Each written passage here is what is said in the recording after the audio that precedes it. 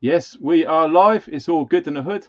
This is predominantly a test live stream because, believe it or not, yes, I'm on a Welsh mountainside in my 9x9 command tent with a power pack, my laptop, some lighting, and my paraffin heater, and it's all good in the hood. And I wanted to test how good the internet connection is from here to my home just over there and reach out across the world to people. So, as yet, we're just seeing. Cool, good to see you, buddy. We got a few people in the chat already. That's nice. 98 people. Like I say, this was there was no sort of PR or anything, everything to look after and to set aside time for 1 hour's notice, and here we are. So I bet you are all dying to see who the special guest is. So might as well just get into it, eh? Without further ado, let's bring him in right now. Here he is. Boom. Hello, people. Introduce yourself, mate, in case people don't know who you are. My name is Michael Sanderson, but I'm on with Cockroach. Roach in the house. Yeah, there we go. Cool. Here he is, everybody. Let's just take that away. So, yeah, we want to see who's in here. Welsh warrior, Celtic Saxon, Chokies in a van. We got people from all over the place. Do you know what would be cool, folks? We want to know where you guys are watching from, because it's always good. Because, like most of you know, I'm stuck out in the middle of Wales. Mike's in and around the London area, and you guys are watching from Huddersfield. Wow, blimey. We haven't got that many people, 157 in the chat already. So people are waking up. Let me just see. Rumple Foreskin, original. Cornwall, Oregon. Look at that. That's awesome. So guess what? This is going all the way to America right now. I was just saying to Mike before we come on air, it never ceases to amaze me. Technology in this day and age. I mean, I'm freaked out by this, but there's stuff out there now which will blow even the young person's mind. It's insane. We got someone from Sweden there. That's incredible. Wow. St. Albans. There we are, Mike. Boom. There we go. So yeah, we got people from all over. That's pretty sweet. So yeah, all we wanted to do, like I said, was just to test how all this works. And I wanted to sort of pick Mike's brains on what he sees is the I wouldn't say immediate threats, but something we should keep an eye on, whether we need to adjust our preps accordingly. So what do you see, mate, on the horizon which we should keep an eye on? For me, I find myself anxious, and I don't really, I'm not a worrier, worrying about something for me is kind of pointless. Either you're going to be proactive, do something about the situation you find yourself in, or sit back, let it happen and accept the consequences. For me, life in the UK today, it feels like a perfect storm. It feels like a perfect storm, So we've got highest individual rate of tax, so tax is going up for regular working class people. We just had the Shell profits announced, and all of the energy companies are making kind of record profits. I mean, when I say record profits, I mean billions more than they used to. Billions more than they made. And guess where that money's coming from? It's coming from you and me and regular working class people. It's not coming from the multinationals and the really big sort of corporations, because they'll get a tax bill and they'll defer it. They'll get a tax bill and they'll appeal against it. They'll invest 100 million quid, and in 2.5 years' time they'll get around to paying that particular bill, and it will be paid out of the interest off of the money that they've already accumulated. So it's a bit of a nonsense to them. But regular working people, your domestic bills have gone up from 1,000 quid a year to 5 grand a year. I mean, how do you find that money? And then you're looking at food prices in the shop, but really, I mean, I'm sure there's always bargains out there, and of course you could buy cheaper food, but as you buy cheaper food, predominantly, it's you know, it's not as good for you. It's mass produced. You know, it's full of salt and sugar. So yeah, you know, no one necessarily has to starve to death, but in the long term, it's not doing you any good. You know. Yeah. And then we've got the kind of migrant crisis, which, yeah, you know, I'm all up for people fleeing, you know, war, persecution, religious intolerance. I understand why people come. You know, if you went back 200 years, my heritage would be Romanian gypsies. You know, that's who my great grandparents were, and they came here fleeing the First and the Second World War. You know, so today I don't see how we can have people being turfed out their homes for non-payment of rent, whilst spending £5-6 million a day. You know, putting people in hotels that have arrived yesterday, full food and lodgings.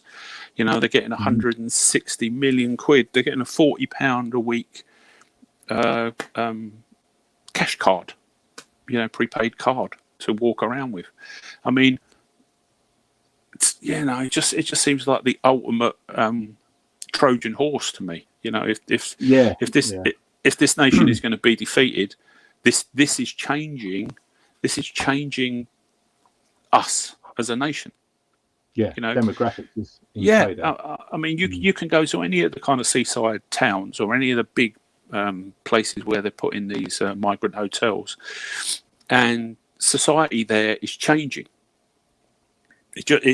You know, and I don't know how I come to terms with that. I mean, you know, I'm white working class. I'm a patriot. I'm, you know, a long time in the military. I kind of, you know, I'd stand and fight for this country shoulder to shoulder with anybody that would be prepared to stand with me, regardless of race, colour, creed or sex. Today I feel like, do you know what? I'd probably be out there on my own. That's how I feel. That's how I feel. Yeah. That's how it looks. That's how it looks. Yeah. You know, so I have a terrible unease about kind of where I find the country. You know, so it's like the recent, you know, if the Chancellor is fiddling his taxes. Yeah, I know. Tell me about it. You know, that's great, isn't it? Thank you. it filters down through society, and what that says to people is, if it's all right for him, it's all right for me. If nothing happened to him, then it's all right for me not to put a tax return in. It's all right for me to not pay my taxes. Yeah. But where does that? Really? Where does that end? You know, there seems to be like a dire lack of just fair play. I mean, justice is too strong a term, you know, but I just think kind of regular people. So look at all the industrial action. Look at you know, firefighters, police officers, your nurses, the railway workers. You know, I mean, these are regular working class people that haven't got enough money to get by on. Yeah. So where does that end? You know, and that's my unease with where I find myself. What am I doing about it personally? I'm doing what I always did. You know, I'm putting a little bit aside today because tomorrow might be a bit tougher. You know, and that's getting harder for me, Funky, because you know I've really always earned my living out of having a little bit more than my fair share of common sense and the strength in my arm. All right, so I've always been an hourly paid worker. Hourly paid workers, they're the people that go to work, they do 12-hour days, 12-hour nights. They do it for 30 or 40 years until they retire. You know, I think every 5 years, statistically, people change jobs. So you might do a slightly different something every 5 to 7 years, and that's normal. But as I'm getting older, I can feel the strength in my arm leaving me. Yeah. Right? You know, it's getting harder. Everything's getting harder, isn't it? Because every angle. 12-hour days and 12-hour nights are getting tougher for me. I'm in my early 60s now. But there's no way in the world I'm anywhere near stopping work. I'm just not, you know, because for all the reasons we've said, you know, the rent, the rates, the mortgage, food, utilities, all of that is still going up. Yeah. Wages are staying the same or dropping. So. Yeah, we're talking about the retirement age going up to 68 fairly shortly, and thereafter they're looking at kind of 67, 68 for what? Well, I mean, how many people are going to make it? You paid into a system all your life and died suddenly. Well, it's and then the other side of it, you phone the doctors, see if you can get a doctor's appointment. You won't get to sit in front of a doctor for a week. Yeah, if you're lucky. And I recently had a sort of contact the dentist, the doctor, and I had to not accept what they were saying to me. So I needed a blood test, and they said to me, contact the hospital, and the hospital said, we haven't got a blood test for a week. And I went back to surgery and said, I can't get a blood test for at least a week, but I'm worried enough about this. And being a former healthcare professional, I sort of said, look, are you seriously telling me no one can even do a blood test in a week? But in a week you could die. Oh yeah, in a day or two. Done that day, isn't it? Really? And I sort of, and I had to put the pressure, had to put the emphasis back on them. I had to say, well, you have a duty of care to your patients, and so if the doctor says I need a blood test, there's good reason for that, So I literally sort of went back to the receptionist at the surgery and sort of said, look, the doctor said I need a blood test. You're saying go away and sort it out yourself. I said, how can you be my primary healthcare provider, and what you're saying to me and other patients is go away and sort it out yourself? Thanks, then. All those national insurance contributions. And so she sort of then turned around and said, well, we might be able to do it at the surgery. And I sort of said, oh, that's great. She goes, well, I'll see if the doctor will upgrade it to an emergency. And we had to do that dance, and eventually they said, right, come to the surgery tomorrow morning and we'll do it for you. Right? And I got my blood test and I took it to the hospital, and it all got sorted out within 24 hours. But had I been the person that would have turned around and said, oh, right, fair enough, I'll wait a week. Exactly. Yeah. How many? I mean, that could be fatal. Oh yeah. 20 years on the ambulances. I went to elderly people who had a central chest pain for 4 or 5 days, and I sort of said, why didn't you phone the ambulance? They said, oh, I didn't want to be any trouble. Didn't want to waste people's time. But I look at their ECG and it's all over the place. These were people that needed definitive medical interventions now. ASAP. Yeah. Absolutely. And so that's what I mean about everywhere I look is kind of crumbling. That's my 2 pence on it. Exactly. I mean, you make a good point there, because I actually teach this sort of stuff when I do the courses that I do. And one of the things that I say to people is also one of the most important things that you should try and get right is the art of acting convincingly. Because like you just said, you could easily be that guy to say, yes, sir, no, sir, 3 bags full, sir, I'll wait a week. 4 days later, he has a cardiac event and he's gone. Yeah. But the people like yourself and like myself, and I'm hoping that many others will say, well, actually, this is keeping me awake and I'm seriously worried about it. My wife is super stressed. Can you do anything for me? Even just something like that might be enough. Like you said, next day. I don't like playing to the gallery, but we're in a time where the system is crumbling. So it doesn't matter where you look. So a good assessment of where our little society is can you get a hospital bed? Is there a prison cell? If you phone the police, does somebody come? And the answer to all of those questions is maybe. Yeah. At best. Maybe. At best, the answer is maybe there's a hospital bed. Maybe if you ring the police, they'll come. Go back a few years. I mean, I've had instances to call the police. 5 years ago, I got burgled. Someone broke into the house. We come home. We had all that kind of trauma. I phoned the police. And 100%, the police officer said to me when I phoned up, he said, is it all right if the police officer comes tomorrow? Is it all right if the police officer comes in the morning? Thank you very much. I found that unbelievable. But then, so the other thing, so we have there are lots of problems with policing, and I've come out of the mill. I went into pre-hospital care. Other guys came out of the military with me. They went into policing. So I've got friends that have been career police officers. They've got over 17, 20 years servicing, but I talked to these guys, and they, there was one instance where a friend of mine works on a patch, and there's the population's about 300,000 people, right? And he said, I was on a night shift the other night. I came into work, and there were six officers to police that 300,000 people patch. And he turned around and basically said to me, he sort of said, Roach, indirectly, we've been told don't arrest anybody unless you absolutely have to.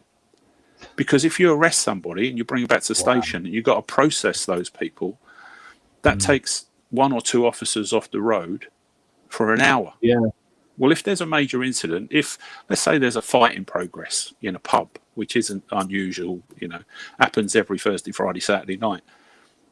But you've got to have half a dozen officers to turn up to something like that. Yeah. It's weird because I always try to look at the other person's side of the story. So if you're in their shoes and there's only 5 other bods out there on the night shift, and something like that happens, it really is like triage in a way, isn't it? Yeah. It's a major incident. You have a major road traffic accident where maybe there's a fatality. To make the scene safe, you probably got 2 officers dealing with it, but then you've got standoffs and safety and traffic management, and you could lose half a dozen coppers just like that. Yeah. Just imagine multiple RTAs around the city district. Yeah. So this mentality of being self-reliant, I've always said, it's a catchphrase, but I've hung my hat on. No one's coming. Yeah. Yeah, very true. No one's coming. So whatever your plan is, it will probably be a good idea for whatever your plan is for it to be more self-reliant. Yeah. I would love a situation where it's like someone breaks into your house. Who knows what their motivations are? But if there was an altercation and that burglar intruder was hurt, seriously injured, it's highly likely you'd be arrested, taken into custody, and charged, with excessive use of force or. But when you rang the police, nobody came. Right? I'd like to live in the society that if that's truly where we are, then I want to live in a society that is honest enough to turn around to me and say, me the citizen, you the citizen, to turn around and say, you have the right to defend yourself. Too right, yeah. But that is not the society that we live in. It isn't. It's almost like they call it Napoleonic law, where it's switched how it should be. Yeah, guilty the other way around. Oh yeah, I mean, if you look at our little society, it always makes me chuckle when I hear people and have conversations with people, and they're under the impression that this sort of innocent until proven guilty is our legal kind of system, and it isn't. It isn't, and it hasn't been for at least 25 years. Yeah, it isn't because today we are in the realms of policing by least resistance. So whatever's easiest for the police service, that's what we're doing. Right. And if you are arrested and taken into custody, the police will turn around to you and say, well, if you didn't do this, prove it. Prove to us you didn't do it. Prove to us that we've got the wrong man. Right. And but that goes right through our society. So if HMRC sends you a tax bill, right? And let's say they send you a tax bill for 35 grand.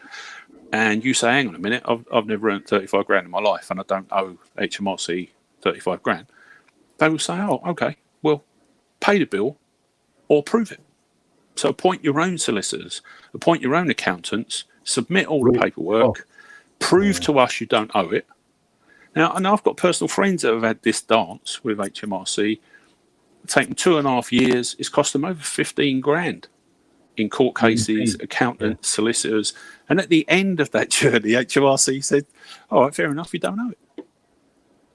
But no, that's what I mean.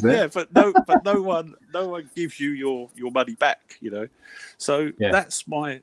If you wanted proof about our society and how it functions, that's it, you know. So today, it is point, mate. You're arrested, taken into custody, processed, and you are arrested normally on suspicion of committing an offence. Blah blah blah blah blah.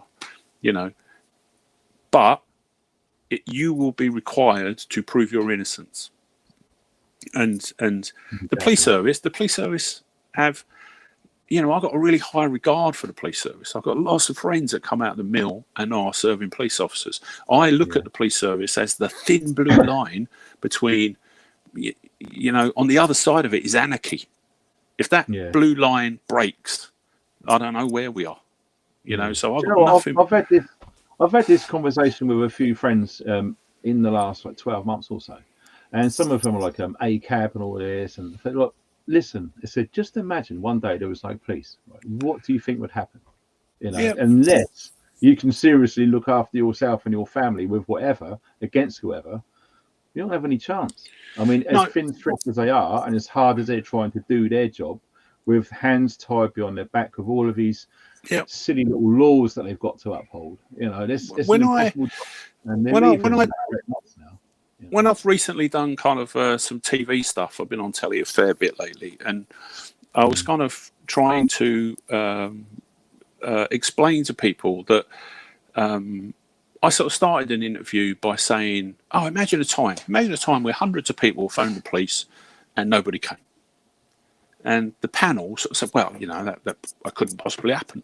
You know, not in central London, not in the Metropolitan Police, you know, biggest police service in the country. It couldn't possibly happen that you phoned the police service or the emergency service and nobody came.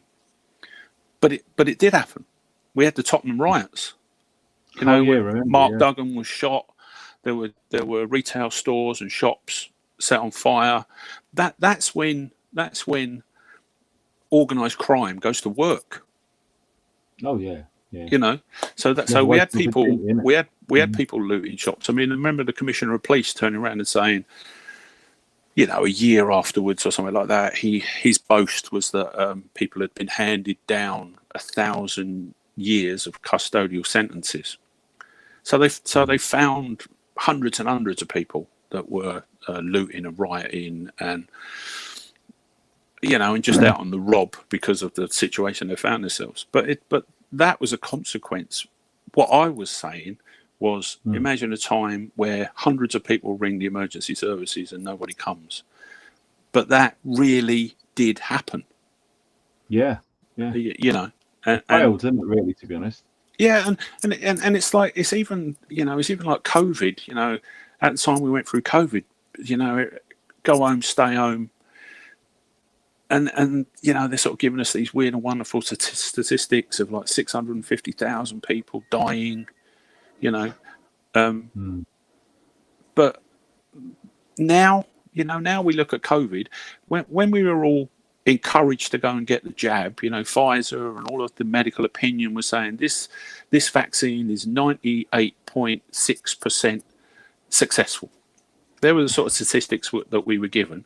Well, 2 or 3 years later, now that the statistics are being crunched, even Pfizer, even the pharmaceutical companies are going, well, actually, today, I think what they're turning around and saying to us is the vaccine was about 36% effective.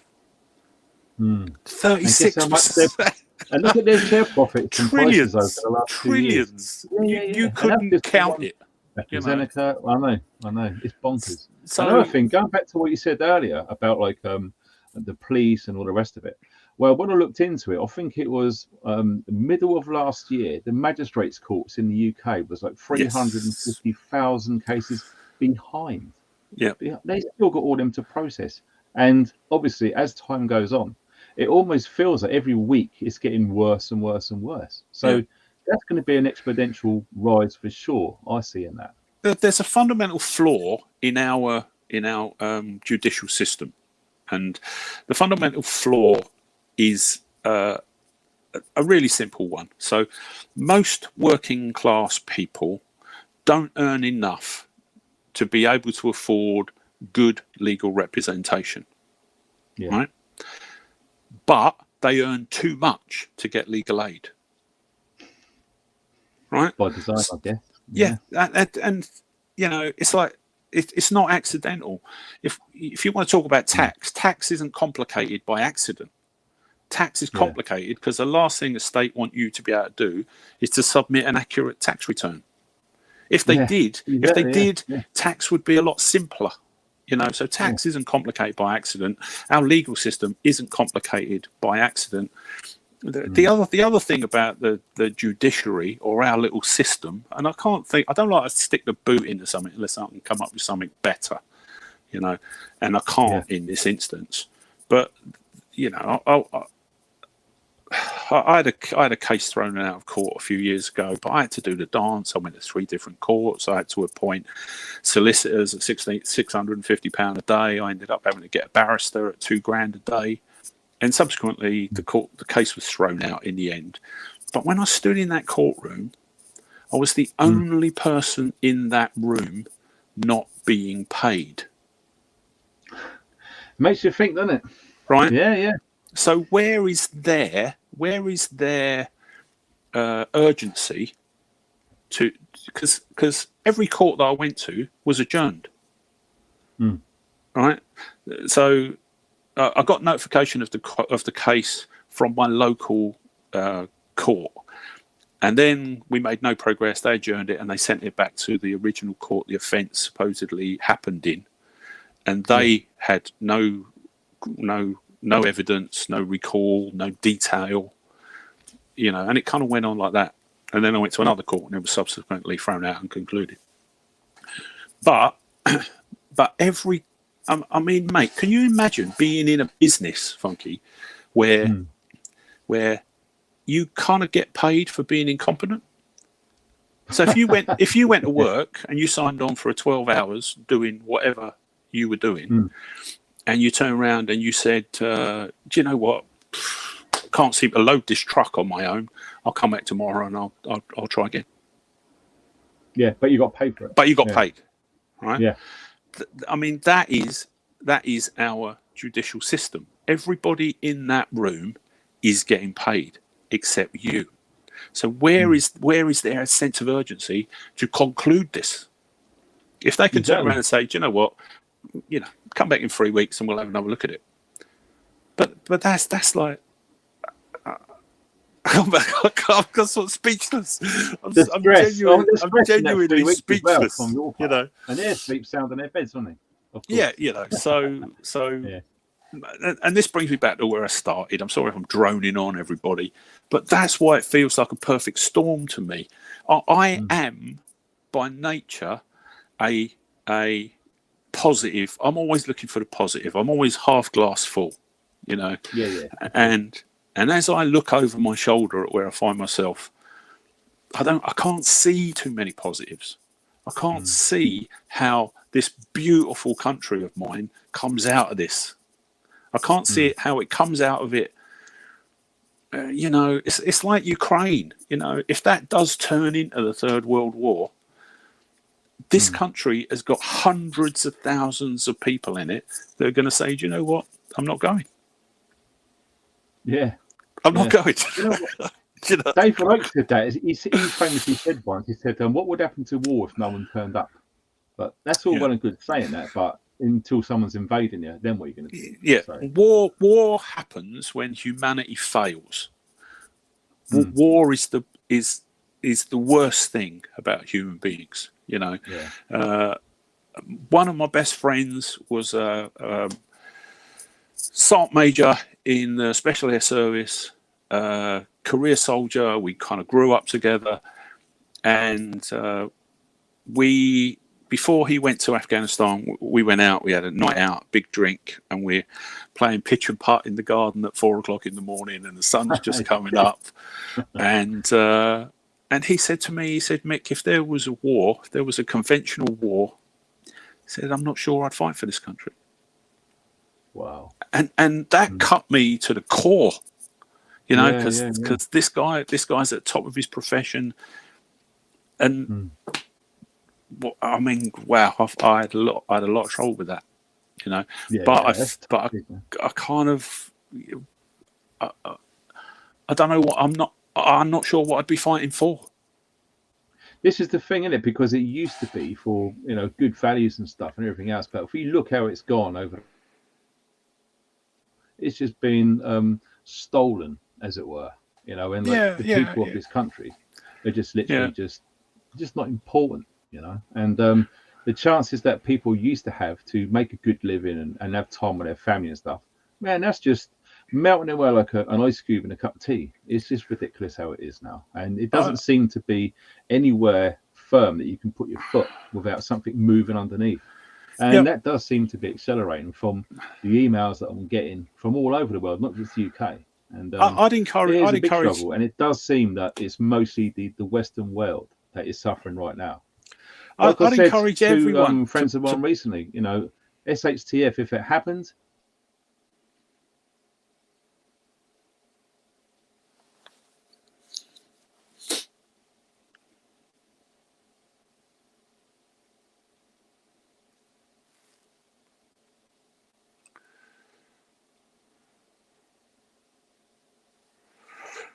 Here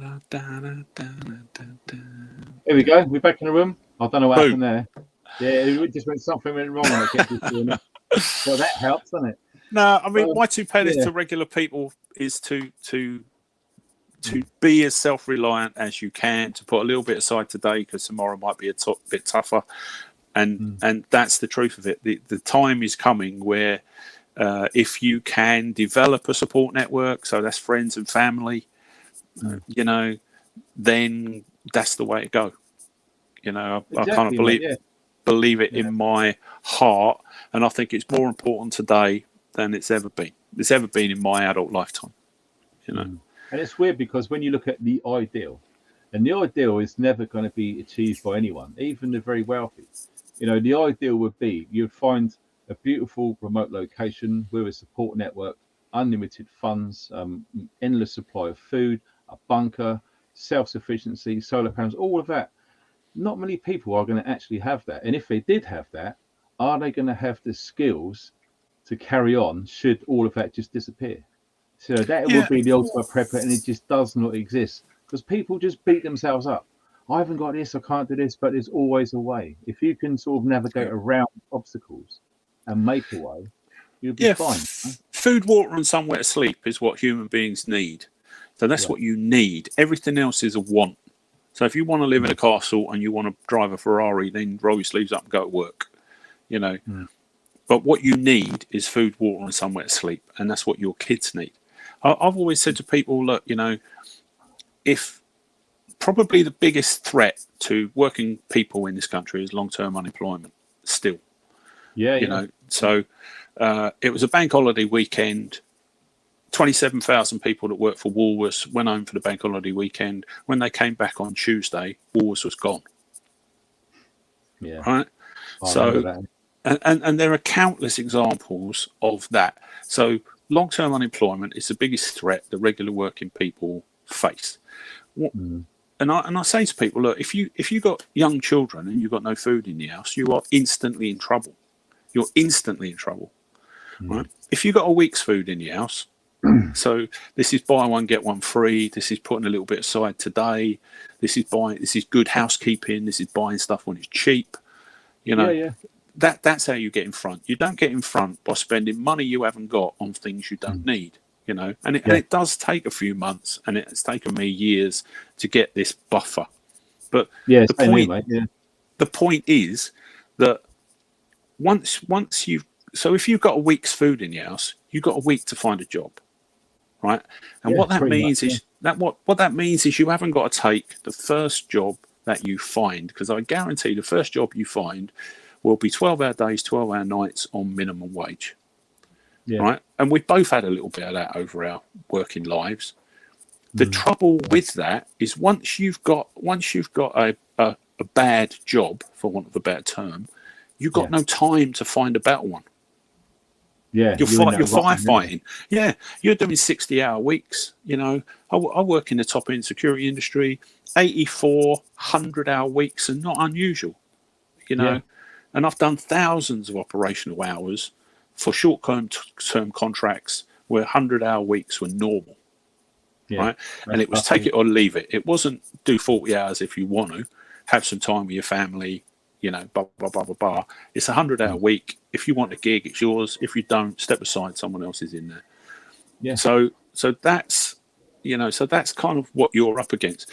But if you've got a fortnight's food in the house, if you've got a month, 3 months. You see, my threshold has always been 3 months. 3 months of dehydrated and dried foods, which supplement what we can buy fresh. Yeah. And it can you bulk it out. You know, so if you can buy fresh food, either you're buying a less fresh food because you haven't got any money and you're not working, in which case you can just bulk it out with the stores you've got. You know, and everyone kind of lives normally. You know, for want of a better term. But historically in the UK, and I'm not sure this is the case today, but historically, every natural disaster, man-made catastrophe in my lifetime has been concluded within 3 months. So if you look at the Somerset Levels flooding back in 2011, I think it was, and they've recently flooded again, where 33,000 people were flooded out of their homes. They were... The floods came in on the 5th of December, if I'm correct. Christmas, on it. That's right. Yeah, just before Christmas. And we saw on CNN and our TV sets, we saw the Royal Marines Commando and the Royal Family turning up on the 19th of February filling sandbags. Merry Christmas. Well, what did 33,000 people do on their own for 6 weeks? Yeah. Right. Out of those people, how many of them had some sort of preparations in place for, you know, being dislodged in that way? Probably not that many. Yeah, I mean, the plan, most people's plan, you know, you're only going to leave your house if it's burned to the ground or it's underwater. No one's leaving their house, you know, so take that as read. But if you have to leave your house, you're probably going to stay with friends and family. You know, I mean, yes, there were a few people that instantly their insurance companies stepped up and they were put in hotels, and I've got a personal friend that was the case for, and the insurance company even sent him on holiday for 2 weeks to Tenerife because it was cheaper to send him on a full board holiday than it was to keep him in the hotel that they put him in. Insane. Right? Wow. You know, so he came out of it, you know, lovely, but that's not the case. That wasn't the case for the majority of people. The majority of the people went to stay with friends and family and kind of rubbed along, you know. Well, again, it's like those who had the money and the foresight to, you know, get a really good cover of insurance for something like that, and those who didn't. And it's the same thing. You know, you could argue the case that those who didn't have that high level of insurance, you know, there was going down the pub once a week. They were going to football matches. They were getting Sky Sports and all of this lot.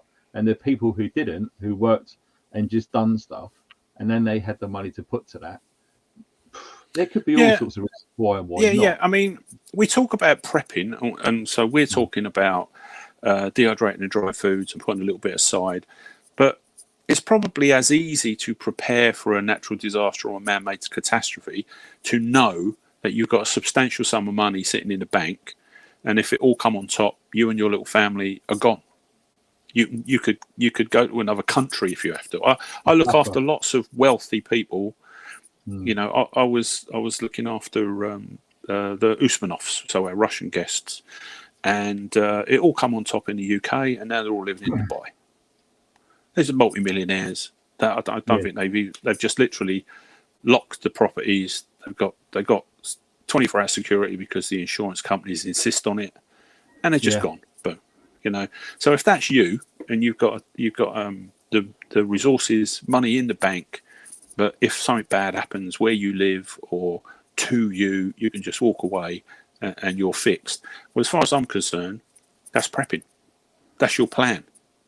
Yeah, you know. yeah.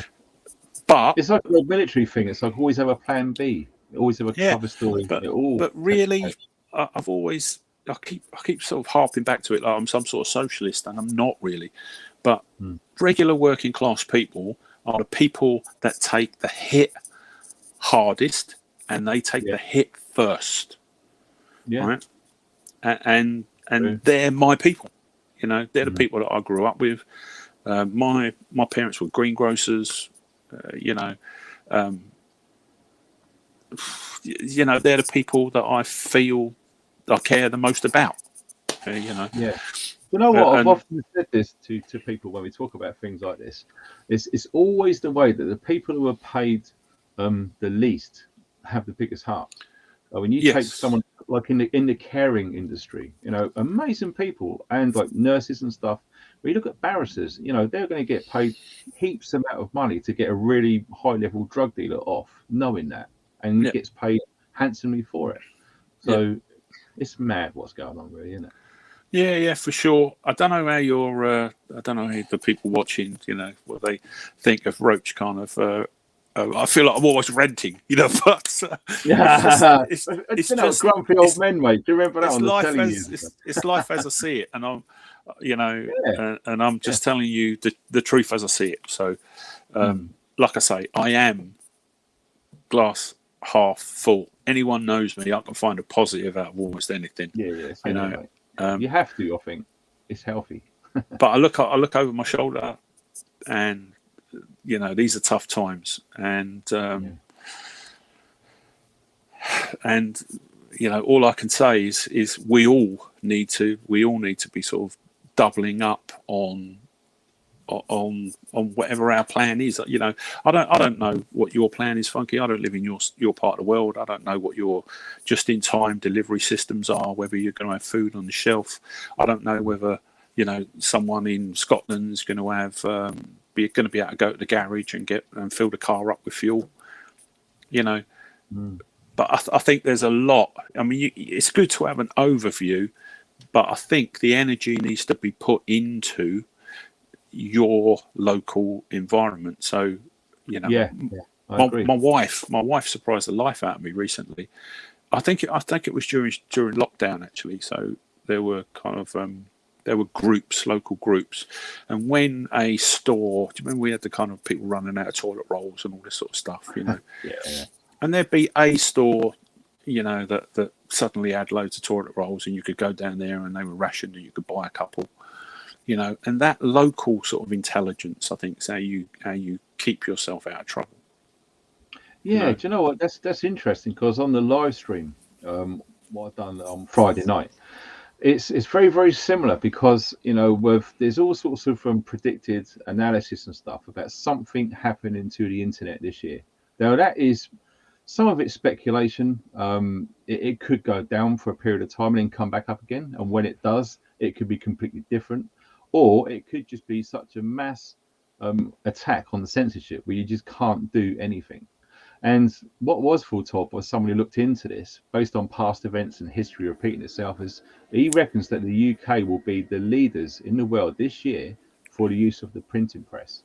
Now, when I covered the topic of these 15-minute cities, which are going all over the place right now, in Oxford, what they decided to do is to form a group, and they printed out hundreds of thousands of these leaflets, and they just spent all day just delivering these leaflets, giving them the information which was going to help people, literally just on paper through the letterbox, rather than send an email and hope it doesn't go to spam or whatever.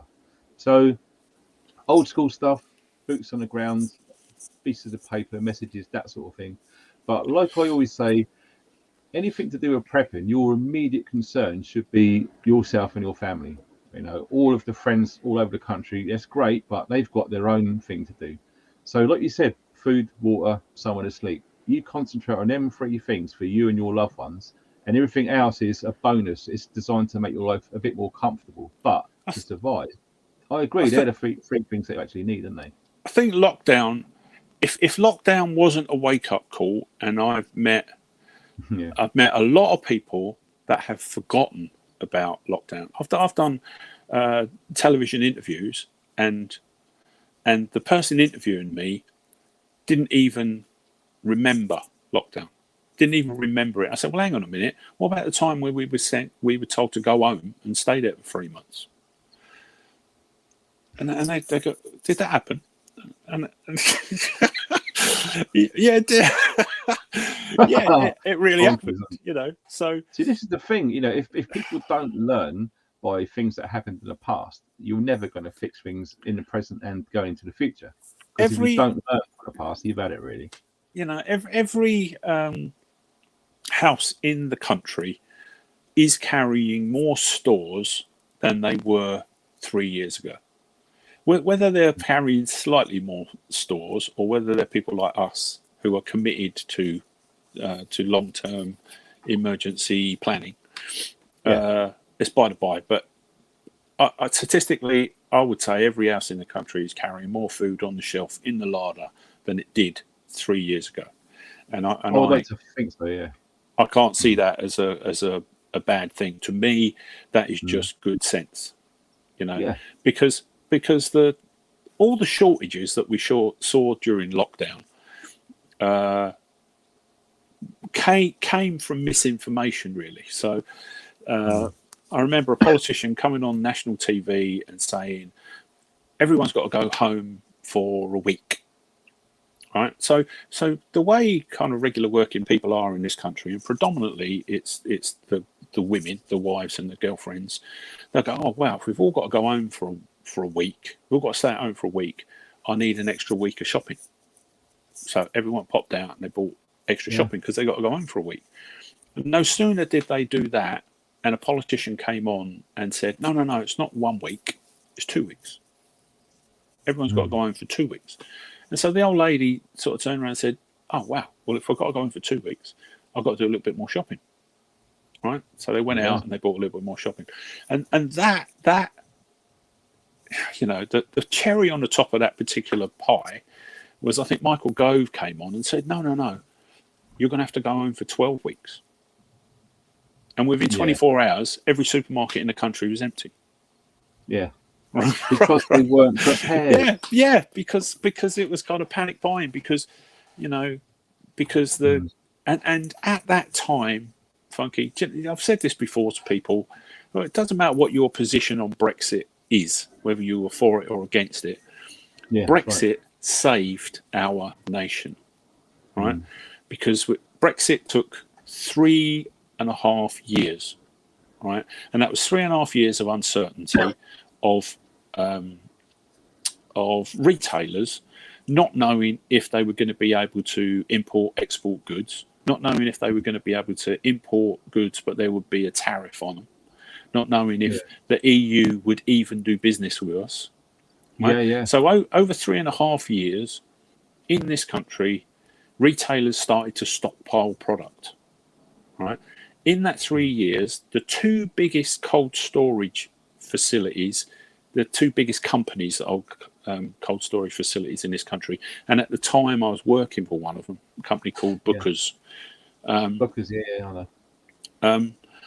They got their heads together and they built the biggest cold storage facility in Europe, right, over that 3 year period, and they stocked it to the roof. So during the kind of panic buying and the onset of COVID and lockdown, there were no food shortages in this country. What there were breakdowns in the delivery system. Right? We couldn't deliver it to the shops quick enough because of panic buying. But there were never any shortages of food in this country, you know. And the reason for that wasn't because the government was super duper. It was because of the 3 years of uncertainty where people started, big companies like Tesco's, they started to put things aside. They started to stockpile. And that saved us. You know, a mate of mine worked there in the security, and he told me, he said, that place is full up every day he went there. When I worked at Booker's, They had 1,000 articulated lorries in and out of that place every day. That's so much waste. 1,000 cold storage articulated lorries in and out of there every single day. So it gives you some indication. And that place was still full, right? There was 500 trucks bringing stuff in every day. There were 500 trucks taking stuff out, and they were running 24 hours a day. That must have been. Yeah, but that was real, So, like I say, I'm nothing but positive, but I don't know whether it's, because I'm getting old, but I have trouble. I look over my shoulder, and I'm not happy with this. I'm all right, Jack. I'm all right. I'll just look after me. But the 21st century is the age of the self. The 21st century is get rich quick or die trying. And there's no wiggle room in that. It's sort of filtered its way so far through society that, if you don't get with the program, you're naive. Pretty much, mate. That's the message going out there, isn't it? Yeah, and like I say, I just have trouble with it. Some people want to save the environment. Some people want to save the animals. Some people are after saving the planet. Me, I've always cared passionately about people. 20 years pre-hospital care, and when I worked in Soweto and Alexander Township, 20 people a day used to get shot. So I've always cared passionately about people, but I don't see an easy way out of this unless you live simply, that you step up your self-reliance. And people say to me, Mick, I can't put food to one side. I can barely feed the kids as it is. But it's not about, like I say, it's not about buying stuff you don't need with money you haven't got. It's about, as and when, mate. That's how we all started. It's about good housekeeping. If something's cheap, pick it up, put it on one side. I appreciate this was the norm, wasn't it, in the 50s and the 60s? Anyone over there to 50 in the 50s, right? They had 3 months worth of food because they had snowy winters. They were stuck in there. Our parents and our grandparents used to call it common sense. Exactly. Bro, that's so true, man. That's common sense, right? There's 2 words, right, which are pure lifesavers. Yeah. And you know what? Despite, all of this crap that's going on around the world, all of this negative, and we're being sort of showered in negative stories from the media and all the rest of it. And like I say in the live stream, so one of my key goals is just to make sure, just go around, if you find any vulnerable or elderly people in your hood or whatever you want to call it, just knock on their door and have a chat with them. That person, right? That person who's like 78 years old, his wife died 3 years ago, or whatever it was, all on his Jack Jones. Kids have long gone and all the rest of it. That knock on the door and a little chat. Do you need any like tea bags or whatever it is? That one thing might save that person, because that person in that day might be considering, do you know what? I'm out of here. Just checking out. It's not that they can't keep going, but they don't want to. There's people out there who can help. Just listen. I did the same. So there was a guy who used to drive past my house in a little mobility scooter, and then a few months went by. He's a big old boy. A few months went by, and I saw him walking with a stick, and I was cutting the grass or something, and I sort of went, really good to see you up and about. How you feeling? You're on the mend. You're not in your scooter anymore. And he just looked at me like I'd fallen out of a tree, and he sort of, but sad.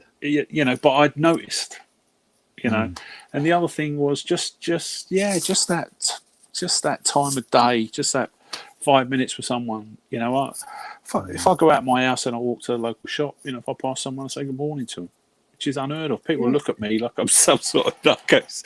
I know, it's weird. And I'll tell you what, mate, there's a guy who I follow. He's got a YouTube channel called The Leak Project. His name's Rex Bear. And he always says, be the change that you want to see. And that's exactly it. Just say hello or good morning, or even just a smile to people. Yeah. The world would be a better place if more people actually done that, rather than you walk around and you look and all you see is people on their bloody phones, just not. Yeah, it is a kind of, I mean, you do have to be situationally aware, because at my local co-op, you know, there's a couple of young guys on mopeds on the pavement, and the number plate is like half hanging off, and the number plate's half hanging off so the kid can pull it off. Yeah. You know, and there's and he's sort of touting for youngsters if they want any gear.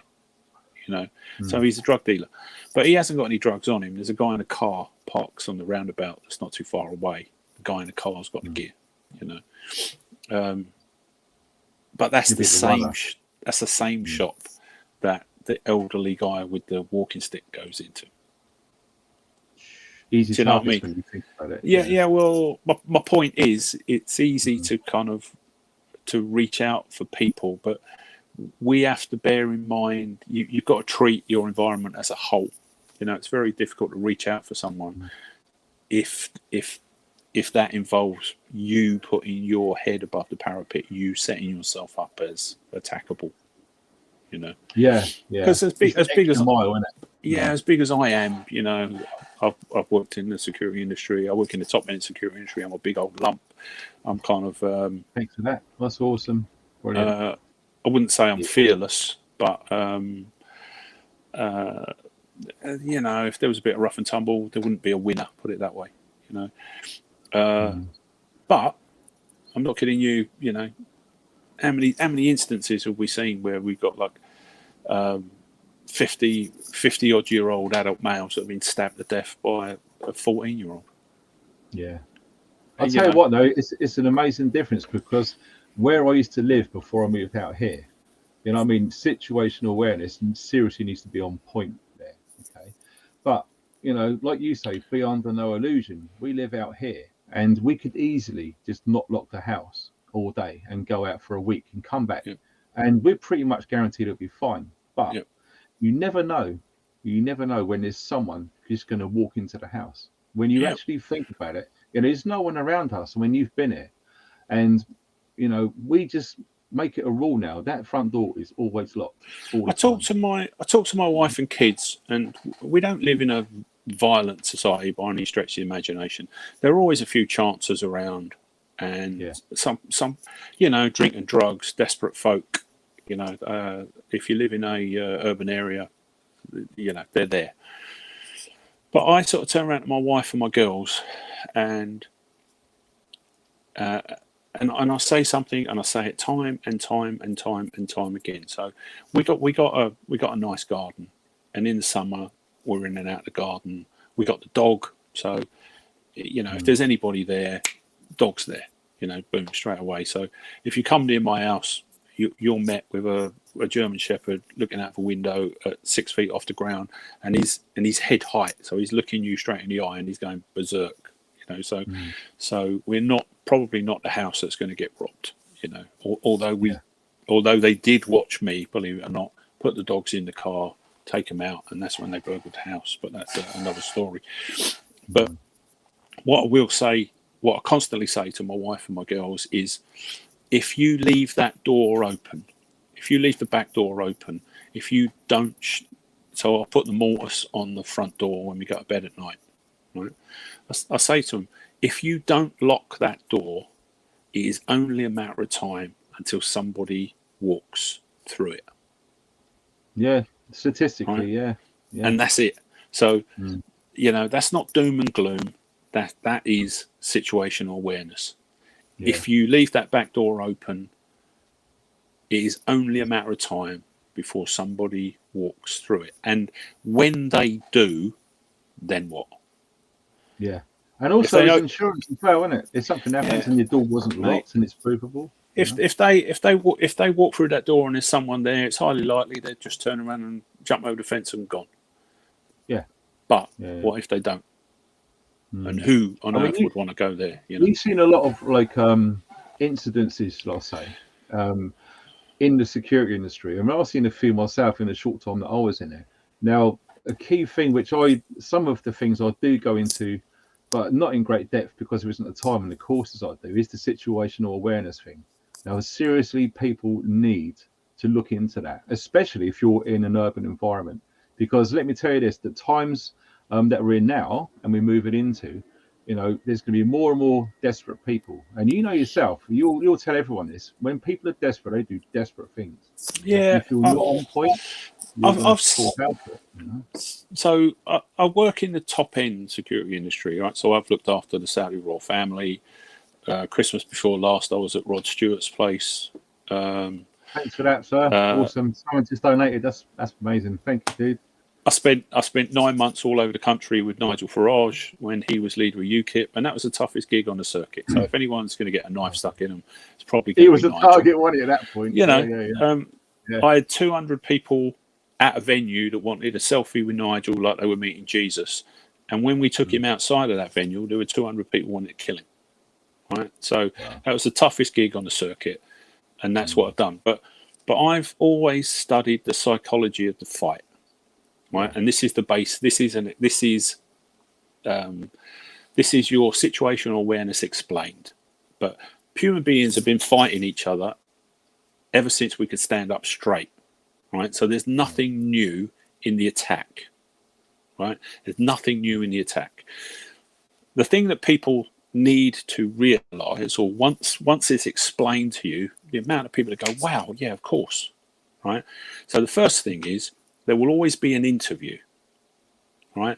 You will always be interviewed to see whether you are a suitable victim. And so this is the guy that bumps into you, right? How you respond, if you go, "Oh, sorry, I didn't see you," if you're apologetic, if you're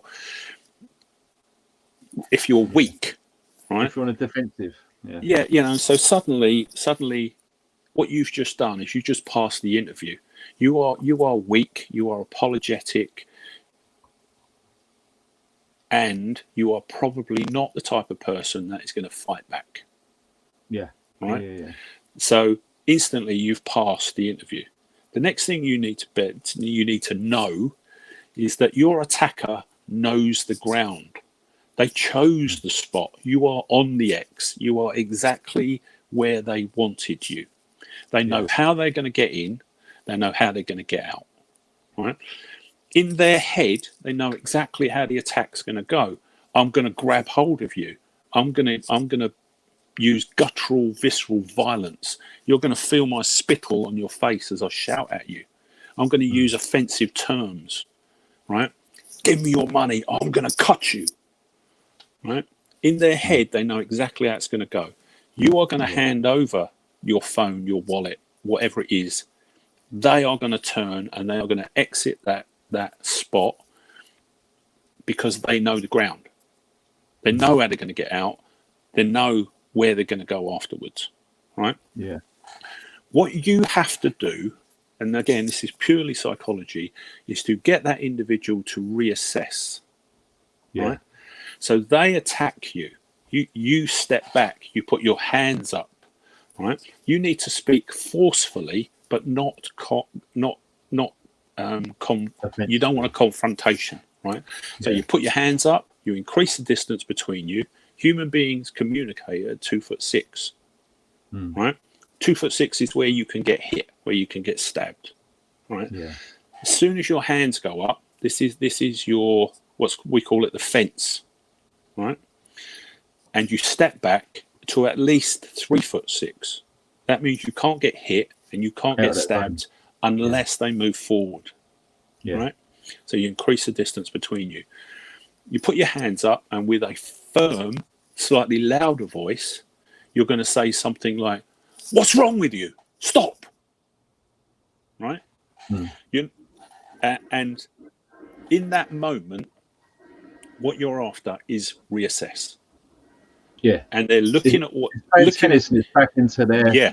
So they're looking at you and they're going, "Oh, hang on a minute, I might have got this wrong. This might be someone that's going to fight back." Right? And reassess. The other thing is 90% of people are right-handed. I was just going to say, yeah. Right? Yeah. So when the attacker confronts you in his head, he is saying, "I'm going to grab hold of this guy with my left hand. I'm going to give him the big right hand. He's going to give me his stuff." Right? Yeah. If you move your position, if you simply move your position 90 degrees so that you are standing 90 degrees on the guy's right shoulder, he can't hit you with the right hand. He So can't just hit moves you with the right hand. So he has to move. And if he has to move, he has to reassess. And that's time in his head. Yeah. So if you can get an attacker to reassess 3 times, psychology says that they will abandon the attack. Abort it, yeah. They'll abort it. Yeah. They'll abort it. And that is how I've kept myself safe in the top end security industry, for years. You don't see bodyguards rolling around on the ground fighting people. We have an initial intervention. You hurt people really quickly, and you're gone. Yeah. Right. So I've always said to people, what you don't need to be Bruce Lee. You just have to have 3 things you do really well. Right. So if you're 5 stone female, or you're a 20 stone bloke, your 3 things are going to be different. You might be left-handed, I might be right-handed, I might be big, you might be small, whatever it is. But everyone needs 3 things that they do really well. So I use slaps. I slap people because slaps are, one, they're shocking. It's a good warning, isn't it? Yeah. If someone gets a really big, heavy slap around the side of the face, with my putting my body weight behind it, it's normally definitive. It's normally, wow, where that really hurt, and where's this going? This is someone that could really hurt me, and you've got that across in a moment. Right? You've got their attention. The other thing is that if I was to hit somebody and slap them, my hand, right, would end up sort of here, But what happens is my thumb would always normally end up just below the eye. Yeah. Right. So there have been situations where I've slapped somebody and I've poked them in the eye with my thumb. Right. But as soon as I did that, the person folded. Oh yeah. The head came down. Yeah. Yeah. And either I put my hand on the back of the head and I'd hold their head down, and I would walk off with the principal and another officer. When they stood up, there'd be another officer there. Gone. Right? Yeah, and you're gone. You're through a door. The door's closed. This security officer, his task is to delay. Right?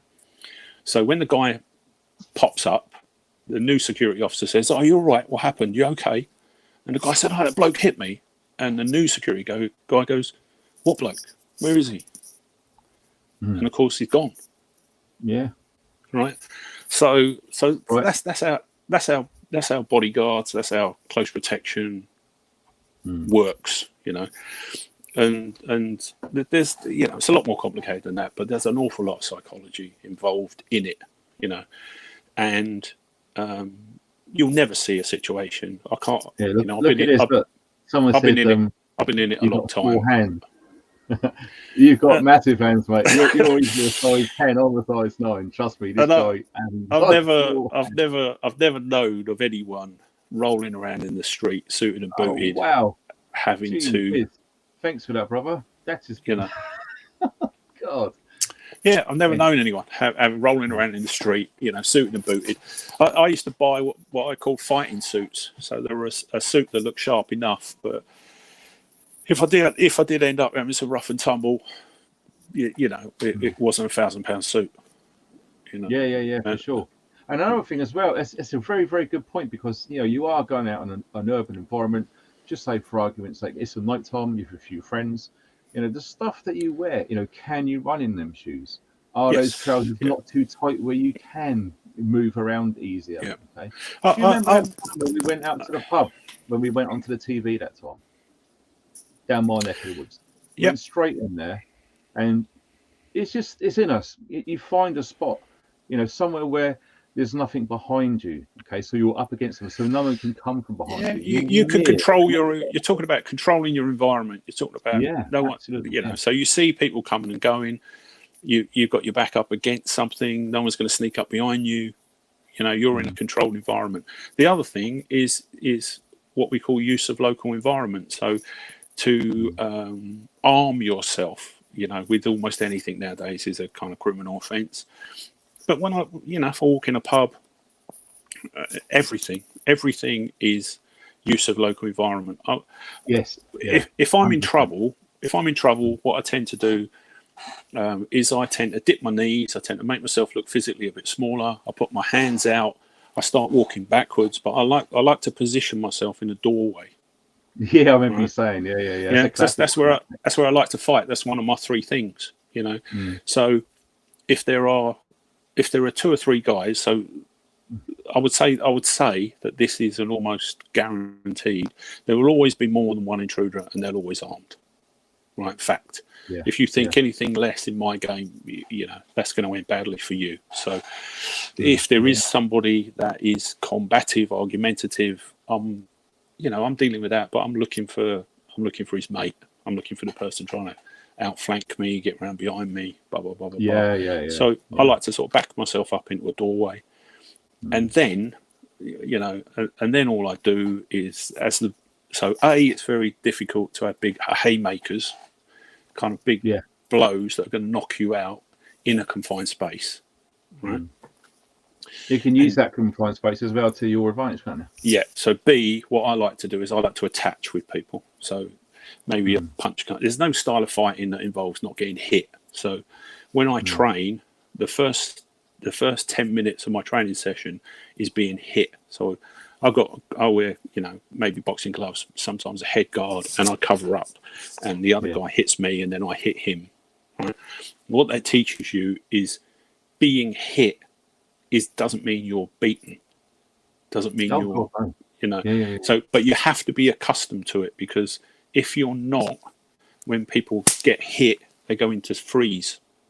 Yes. So I grab hold of you, I hit you really hard, and you're in freeze, and in freeze, you are defeated. Yeah. Right? So I know seasoned martial artists that I've kind of grown up with that have gone into freeze, because there's been this, this real sort of guttural violence, profanity. They grabbed hold and thrown them against the wall and hit them really hard, and in that moment they're in freeze.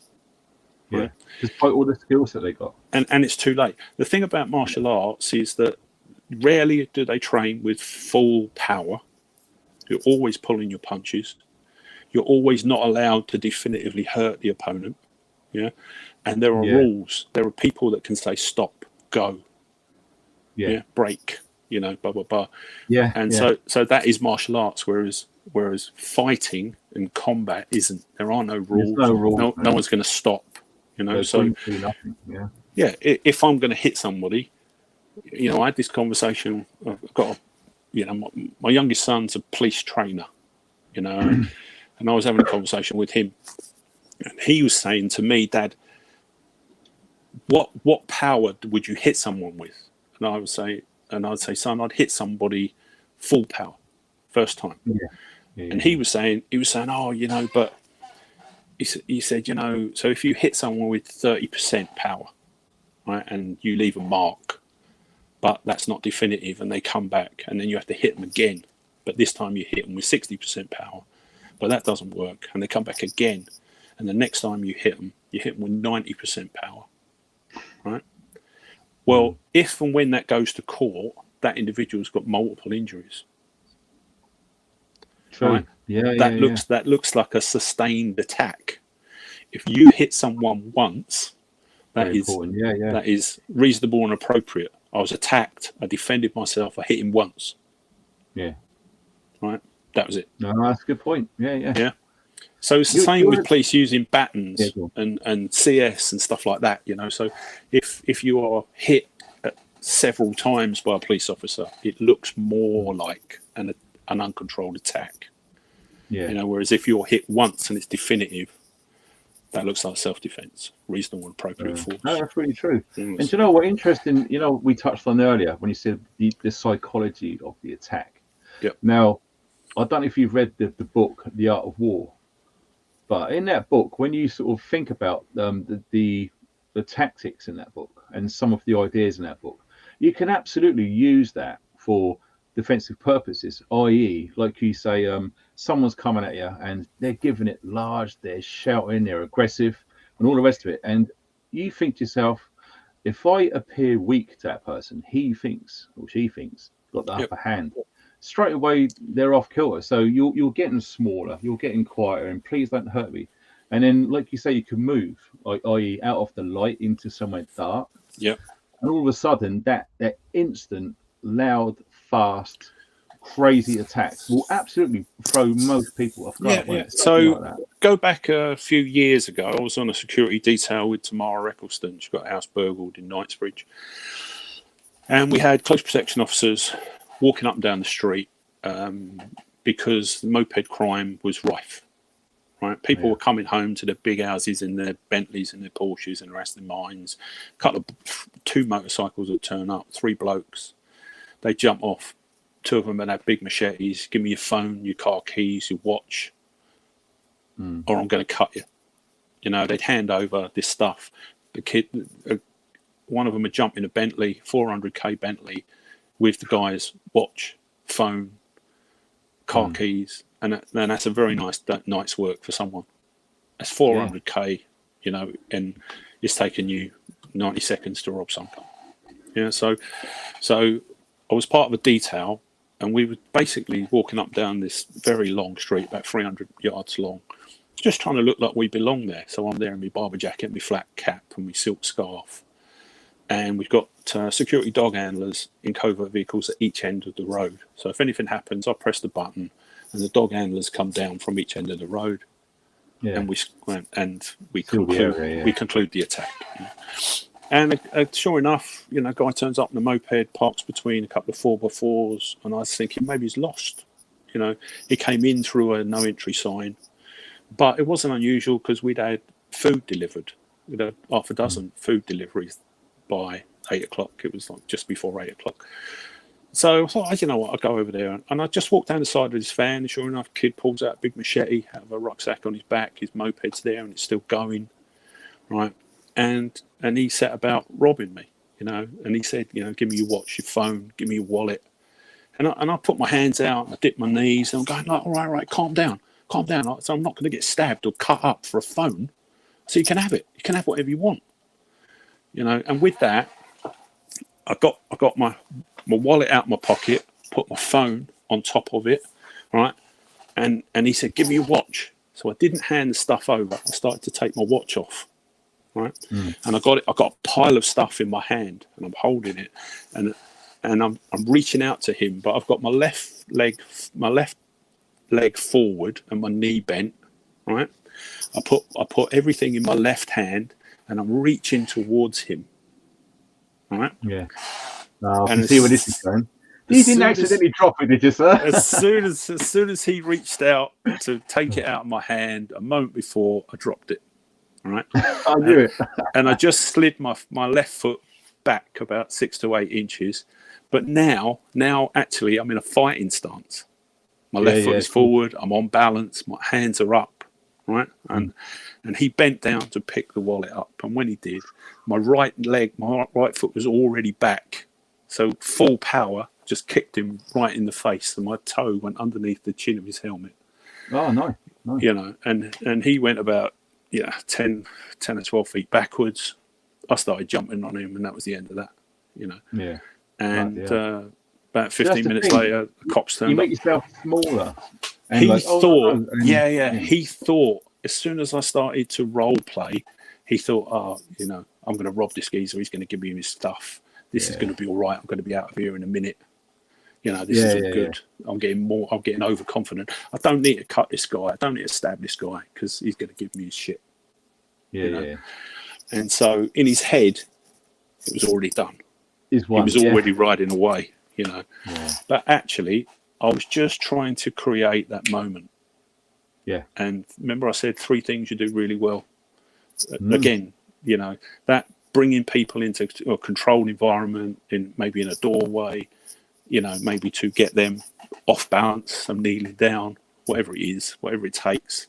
That is all I'm trying to do in that moment. Yeah. You know, I'm trying to bring them. I'm trying to bring them onto my thing. Yeah. And it's the same with really once I get into a doorway, if I can get hold of somebody what I do then is I use my body weight and I just slam them into the door frame. Yeah.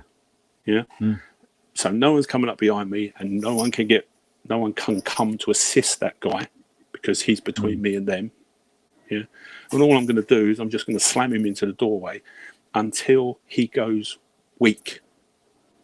Right. Yeah. So if I once I slam his head into the door frame, I'm bringing him in close.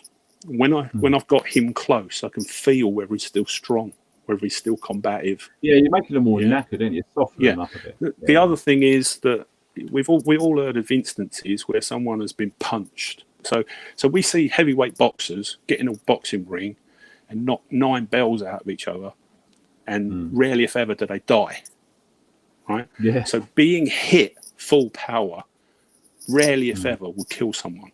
What kills people is when they fall and crack their head on the concrete. Yes, yeah, that's very true. The fall is what kills people, right? So what I tend to do is I like to attach, then I like to use my local environment, and I keep hitting that person until I feel that they are no longer combative, that they're no longer strong. And when they're no longer strong, I lower them to the ground. Yeah. Do you know what you're saying now? I remember this was an incident in this block of flats in the stairs. And this guy come at me, run at me. And I just used his momentum to my advantage. We just stepped aside. And as it did, we just straight into the stairs. Yeah. Just using all of their energy that they wanted to put. And you just flip it in the reverse. Actually, you're going that way. And then straight away, as soon as the guy at the stairs it's a really simple kind of push-pull. So if someone throws a right hand or something like that, if you can block it and grab hold of it, then it's a thing I like to do, but I like to pull and push. So I'm pulling that arm as it comes in, and I push the shoulder. And then I'll just slam them into the wall behind me. But you're right. You went back to situational awareness, society is becoming more violent. You have to be situationally aware, and if you're not, you're going to be a victim. There will always be an interview. How you respond to that interview will determine whether you're a suitable victim. The attacker knows the ground. You are on the X. He chose the spot. He knows his way in. He knows his way out. And in his head, he knows exactly what's going to happen. I'm going to do this. He's going to give me his money. You only have to make them reassess. If they reassess 3 times, they will abandon the attack. That's the best advice anybody will ever give you. If you are in an altercation, be definitive and unforgiving. Don't mess around. You're going to bring everything you got to the table in the first 30 seconds. Loud and fast. That's it. And after that, you reassess. After that, you are where you are. I mean, like I say, there will always be more than one intruder, and there'll always be armed. Fact. Yeah. Do you know what? Someone said to me years ago that a fight is won or lost in the first 7 seconds. Roughly the thing, what I mean? It's different, but But I don't know how your viewers think of all this. I don't quite know how we got to there, but. No, I thought about an hour and a half. Mate, we're nearly through, but no, it's good because, like I say, we're sharing stuff that we've known and what we're seeing, and it's interesting. I mean, what we could do is go through some of the comments because these poor buggers have been on here for an hour and 20 minutes now. So if any of you guys have got any questions, right, can you stick them in capital letters so it's easier for me to find? I did do a slow mode, so that means you type a comment in, you have to wait 20 seconds before you can do another one. Because what was happening before, when that wasn't in place, the biggest that I've had in the live stream was about 4,000 people, and it was just something off the matrix. All these lines of text were just flying down. So we're just, because there is a bit of a lag, I'll say something, and you don't see any responses for about 5 or 10 seconds. So people, that's not you. Right. Is that me? Yeah, that's me. No problems. Okay.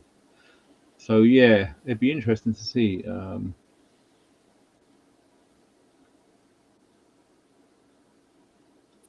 Right. Someone, I don't know if you want to call this. Myself, I was in Second Battalion Wessex Regiment down in the South Coast as a reserve. Mike, I'll leave it up to Mike to say. My parent regiment were the Queen's Regiment. I spent 10 years, 168 days in the 2nd Battalion of the Queen's Regiment, but I always wanted to be in the Special Air Service. I did selection 3 times. I never passed. I'm probably the only guy you'll ever meet that they considered passing on good attendance. But I went on to work with the Northern Ireland Patrol Groups. I spent a long time working in the province. I worked for Brigade Intelligence and Special Branch. And in that unit, there were an awful lot of top-end sort of Special Forces people. And I bump into people even now that tell me I was in the SAS, and unfortunately I wasn't. Spent some time with 289 Commando, who were TA, and that was it really. What about I think someone else has put a comment on here. There's loads. Crazy. Let's take that one down and just have a look to see what is going on down here.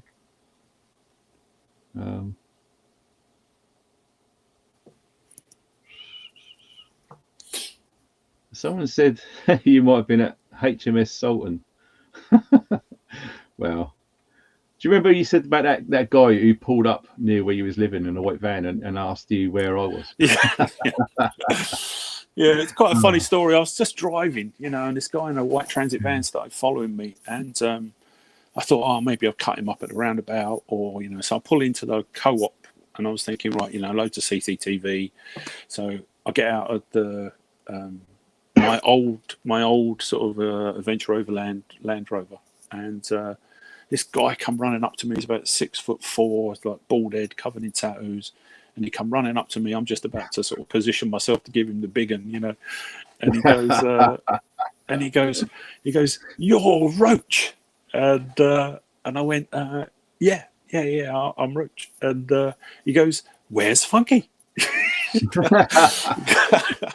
Because we'd done kind of the TV, the National Geographic stuff together, and we loads of kind of campouts and stuff over the years, and people always thought that Funky lived at the end of my garden, around the corner or something.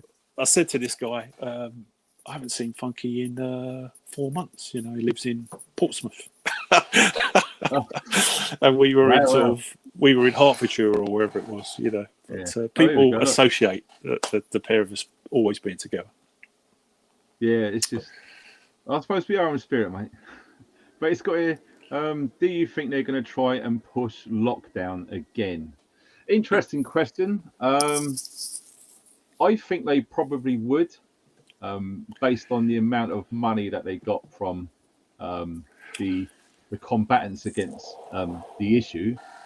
I suspect so, and I would say probably you're looking at flu season, so you're looking at November this year, I would say, as a guess. But what are your thoughts on that, Mike? My 2 pence are that these 15-minute kind of villages, towns, call it what you will, my unease is what happens when you try and leave your particular little area.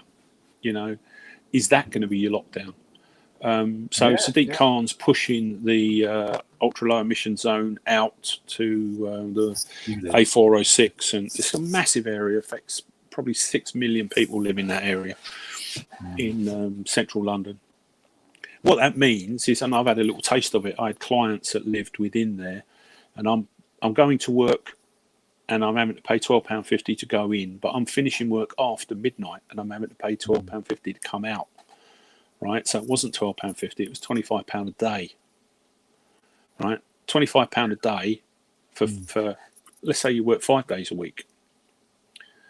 That's a lot of money. The people I was working for weren't prepared to compensate me or pay me extra for the fact that I had this tax to pay. The motorist is public enemy number one. We're paying the highest duty on fuel. We've got congestion charging, where it costs you £15 to drive into London. If you've got an old car, you've got to pay £12.50 on top of that. If you don't leave the congestion charge until after midnight, you've got to pay it again. You know, so you're talking 75 quid a day just to drive in and out of London. But I'll tell you what, when it's really weird, because do you remember hearing stories about the Vietnam War, right? So all of these Huey 205s are going everywhere, and they was flying low on missions and stuff. But the MVA were experts, and they started to use bow and arrows. And when you got enough of those in the air intakes, they actually brought some of them down. And you take that sort of ideology with all of this, and what would happen if everyone in Greater London just removed their number plates? Yeah, I mean, when I lived in South Africa, so like I said, I was a medic in the townships for a year. I worked in Soweto and Alexander Township. And there was a campaign in South Africa to bring back the death penalty. Yeah? And what people did is they took the number plates off of their cars across society. And it was a valid protest. Yeah. But do you know what? I mean, we are a disempowered society. I've sort of said this before. You know, our parents and our grandparents were a self-reliant people. We are a disempowered society. So if you went up to your high street and you stood still long enough, someone would phone the police. When the police came, they would tell you to move. And if you didn't move, it's highly likely you would be taken into custody, processed, probably released without charge, depending on how you conducted yourself during the arrest. Right? Yeah. But you would be arrested. Right? So in our society, everything is an offence. In our society, everything is an offence. If your water goes off at home, you phone someone. If the electricity goes off, you phone someone.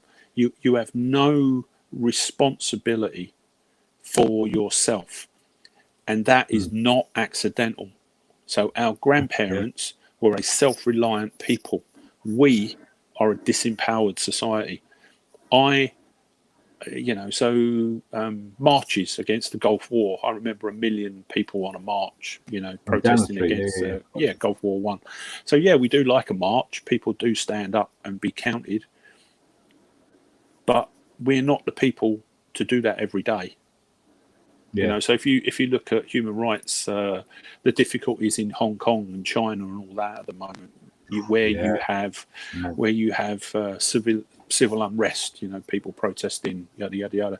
The French like a trade unions, everybody blocks the roads with buses and doesn't go to work and all that. That's not how the British people are.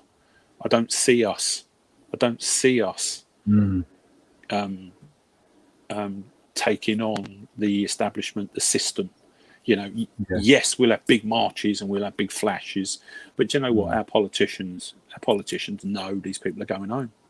These people are going. Do you know what? They're not going to be there tomorrow. The last time I'll remember something of any sort of value regarding this was the poll tax riots, and since then there's not really been anything. I'll tell you what I did see when 2020 was going on. There was a YouTube channel called Rupley, and they would basically report every single protest that went on all the way around the world. It was like every hour of every day for months. It was amazing just to see this actually happening. But of course, the mainstream probably covered about 5% of it, if they did at all. And all I saw on my screen was lots of people with their phones going, what the hell is that going to do? And when you sort of look at that, and you look at, and there's video footage still, I believe, on YouTube of the poll tax riots in London in the 1980s. Massive world apart difference. It really was. And that did actually change the poll tax, but eventually over time, we got council tax now.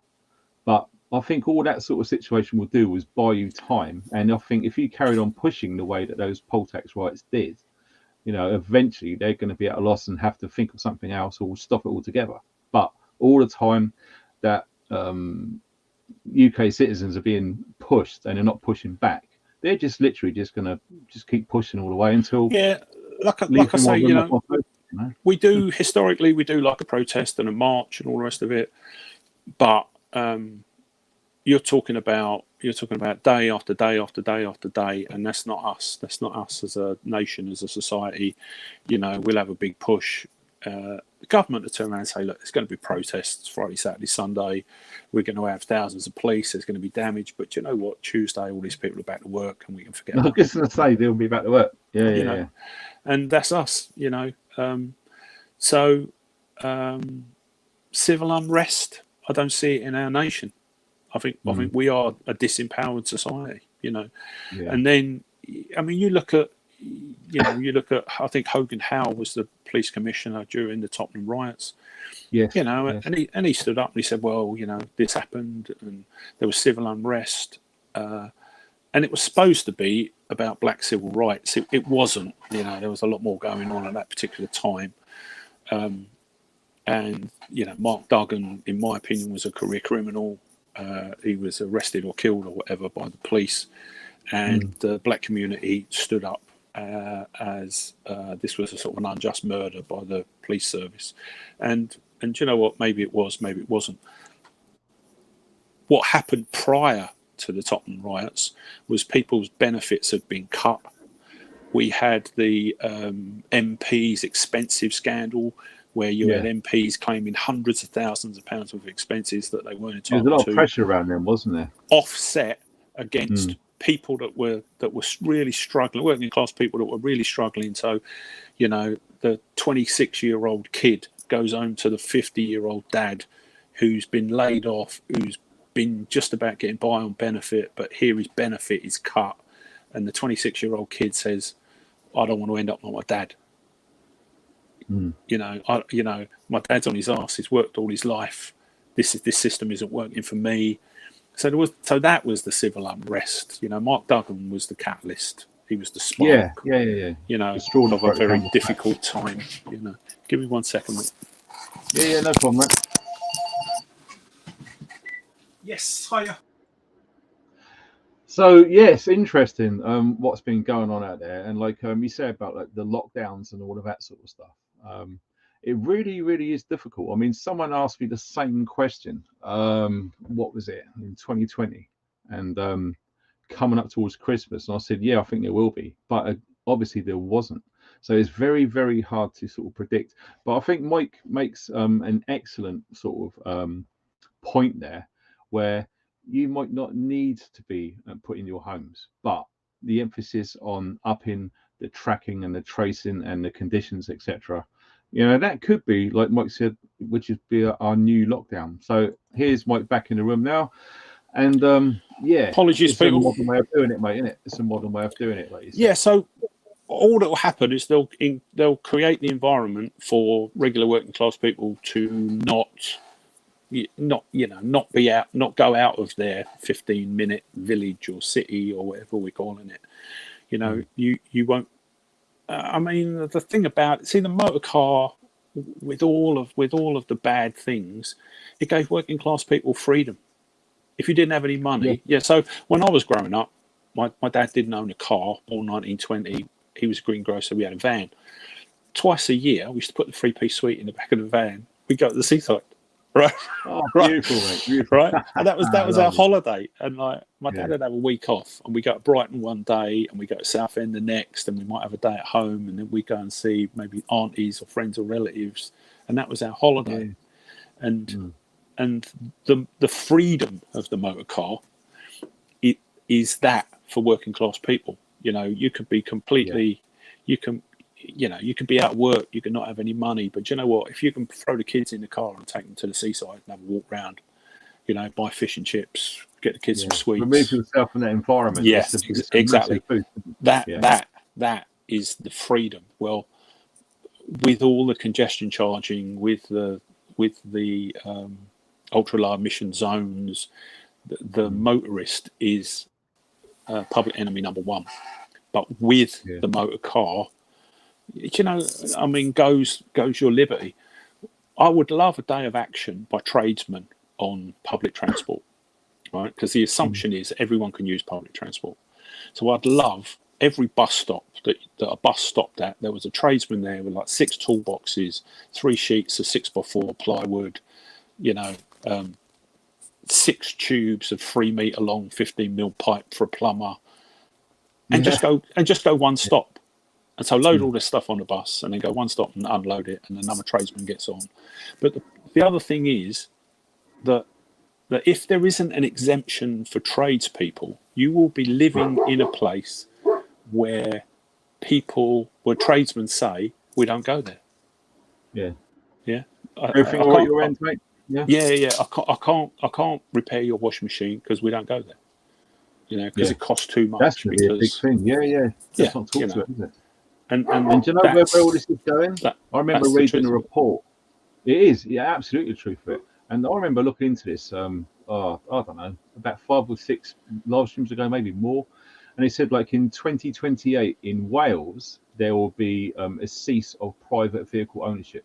And looking into it, it's going to be 2030 in England.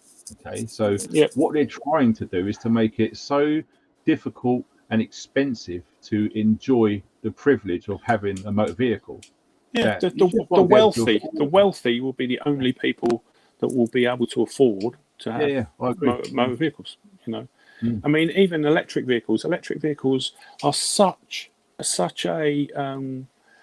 it's the elephant. It's the elephant in the room, Funky. Yes, we're raping the earth for raw materials Mm. to make electric cars. So precious metals, lithium, blah blah blah blah blah.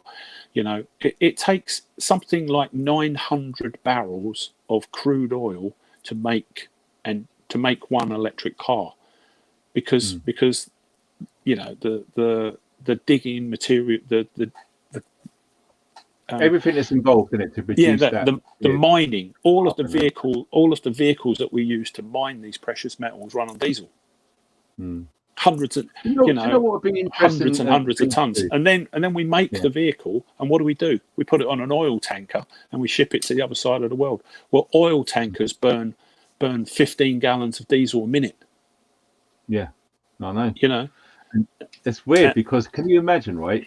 Like I said in other conversations with other people, is there's you play them at their own game, and their game, the sole line which they're going along down, is all about climate. Everything's got to do with the climate. Okay, so obviously we're going into like net zero by 2050, carbon neutral, etc.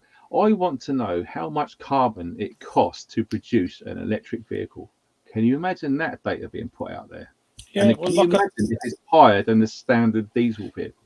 Like I say, we're already statistically using 900 barrels of crude oil to make one electric vehicle. That's one. Yeah, I mean, if we were truly serious about environmental issues, we wouldn't be talking about manufacturing brand new electric vehicles. I mean, bear in mind, we put a man on the moon. We've explored the deepest, darkest oceans in the world, right? What we need an electric engine that you can put in any car. Because there's no point scrapping my car, because there's nothing wrong with the car, nothing wrong with the tyres, nothing wrong with the braking system. So you take out the diesel engine and the gearbox, and you put in an electric engine and a transmission, right? And you put batteries in the boot. So if you were truly serious about in the environment, you wouldn't be scrapping tens of thousands of perfectly good vehicles, because the new electric vehicle's got new rubber tires, it's got new glass, it's got new body plastics, or and so that is genuinely how, if you're truly committed to reducing the motor vehicle, the petrol combustion engine, that's the way to go. But actually, if everybody went out and bought electric vehicles tomorrow, the national grid would crash. Exactly. It's BS. And do you know what? Years and years ago, I can't remember the guy's name, but there was a guy there's been a few actually, who has invented a vehicle which just runs off tap water. And needless to say, they're no longer with us. Now, I wonder why that could be. So there are genuinely good, clever people who really want to help this planet along. But I think the general public need to be made fully aware that the powers that be literally stop all of these good people from developing stuff, because it's a conflict of interest about the environment that they're in, these businessmen with oil production and everything else. It's just insane. But we can only wish that something would actually go through. I mean, Nikola Tesla, for example, I mean, if he had his way, we would have free electricity everywhere. But would just wish the public would know about all this stuff. I really did, because some do, and not enough people don't. That's the problem. Funky, I'd really like to thank everybody that's watching. I'm going to step out, mate. But yeah, me too, mate. An absolute joy. It's therapy, isn't it? I feel much better having unloaded all my woes of the world. I hope it was of interest to people, and I'm going to step out, but stay funky. Yeah, as always, any comments, love to hear them. Back soon. God bless, mate. Bye.